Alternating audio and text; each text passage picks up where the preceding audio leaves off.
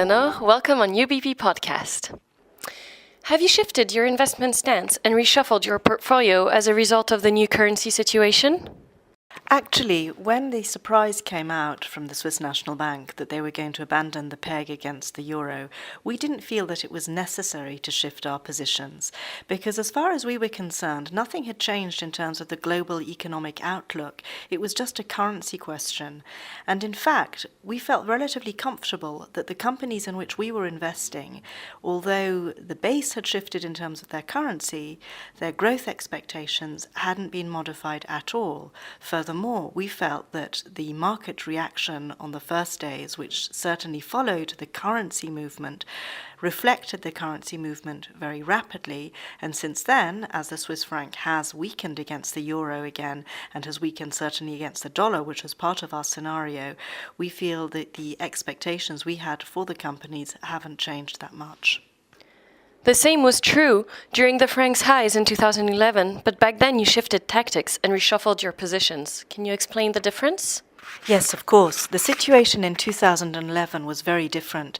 At that stage, we were in a clear recession in Europe.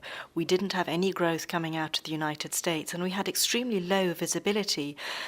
At that stage, the reason why the Swiss franc had strengthened so much was clearly because of the problems in the other countries.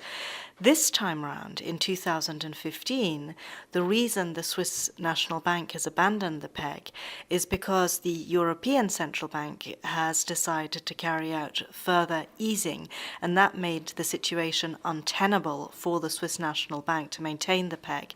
But that easing that the European Central Bank is going to carry out should indeed bring some stimulus to the European economy. As such, the growth expectations that we have for 2015 are much stronger than what we had in 2011, which is why we still feel that a positioning towards growth, notably towards the US, which is obviously in a much better position than it was in 2011, still makes sense. And there was no need to take the portfolio to a more defensive position this time round. Thank you. And last question. The SNB is supposed to meet next week. Do you believe there might be other policy shifts?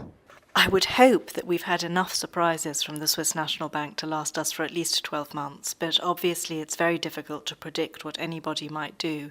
I think probably the next actions that the Swiss National Bank is keeping, and whether they put them into place at this meeting or at later meetings, will depend obviously on their outlook of the Swiss economy and of global economy.